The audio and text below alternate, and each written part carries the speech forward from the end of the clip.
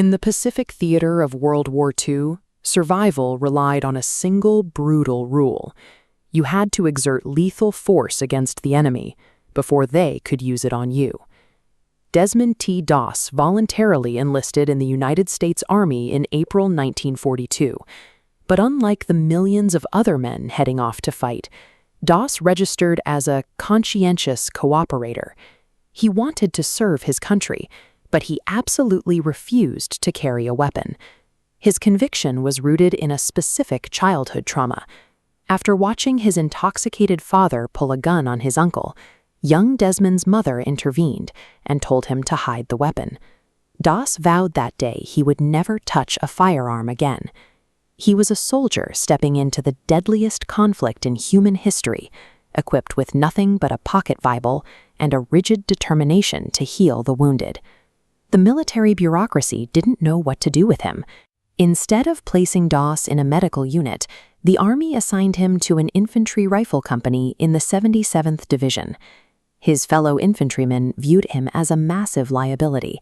They mocked him as Holy Joe, pelted him with heavy combat boots while he prayed beside his bunk at night, and explicitly threatened to shoot him once they reached the combat zone.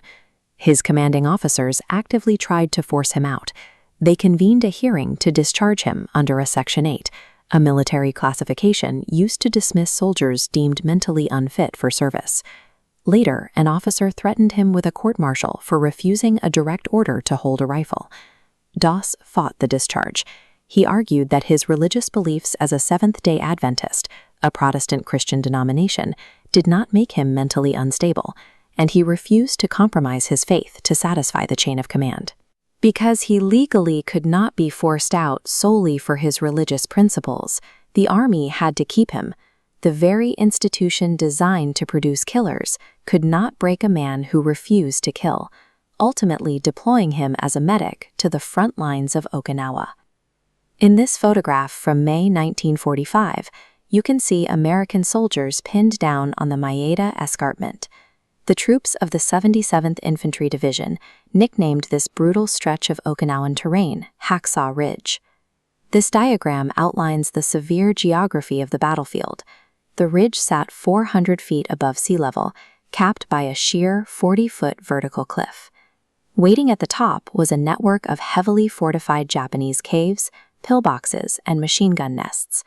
On May 5th, a massive Japanese counterattack swept across the plateau. The overwhelming artillery and rifle fire forced the surviving American forces to retreat back down the cliff face in total chaos. As his battalion scrambled for safety, Doss made a calculated choice. He remained on top of the escarpment alone, surrounded by the enemy, to treat the dozens of incapacitated men left behind. This image illustrates the desolate wasteland Doss had to navigate. With absolutely zero cover, he crawled across the mud, treating severe trauma wounds while exposed to continuous enemy machine gun and mortar fire. He dragged the injured men one by one to the edge of the 40-foot drop, but he quickly realized he did not have enough rope to lower them using standard military evacuation methods. Fascinated, so he improvised. This diagram demonstrates the double bowline knot Doss remembered using to rescue flood victims back in West Virginia. By creating two secure loops, he could slide the rope around a wounded soldier's chest and legs, preventing them from slipping out during the descent. For 12 continuous hours, Doss manually lowered man after man down the sheer rock face. His hands blistered and bled as he repeated a single prayer. "Lord, please help me get just one more."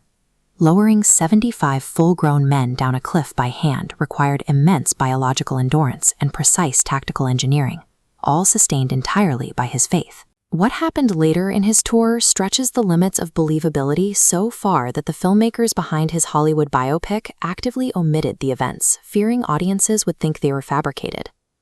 2 weeks later, on the night of May 21st, a Japanese hand grenade landed in a foxhole with Doss and his men. He immediately stepped on the sputtering canister to shield the others. The blast embedded 17 pieces of shrapnel into his legs and body. Hours later, as stretcher bearers finally carried him to safety, Doss saw and bed a critically wounded soldier on the ground. He rolled off his own litter, insisting the medics take the other man first. While waiting for them to return, a sniper bullet shattered Doss's left arm. He splinted it with a broken rifle stock and crawled 300 yards to the aid station on his own. His instinct to protect his comrades completely overrode his own biological drive for self-preservation, pushing the absolute limits of human sacrifice. The men of his company, the same soldiers who had once mocked him, realized he had lost his pocket Bible when he was wounded. They actively risked their lives to sweep the active Okinawan battlefield until they found it and returned it to him. In this historical photograph from October 1945, you can see Doss standing outside the White House with his wife Dorothy. That day, President Harry S. Truman awarded him the Medal of Honor, making Doss the first conscientious objector to receive the nation's highest military decoration. The war extracted a severe toll on his body. He spent 5 years in military hospitals, losing 5 ribs and a lung to tuberculosis, a severe bacterial infection contracted overseas, and the heavy doses of antibiotics eventually left him completely deaf. Because of his lifelong disabilities, his wife Dorothy stepped in to sustain their family. The woman who had given him the very Bible he carried into combat earned her nursing degree to financially and emotionally support him for the rest of her life. Amidst a global conflict defined by an industrial capacity to destroy, a single soldier walked into the crossfire without a weapon. Desmond Doss proved that an uncompromising dedication to preserving life requires the highest level of courage.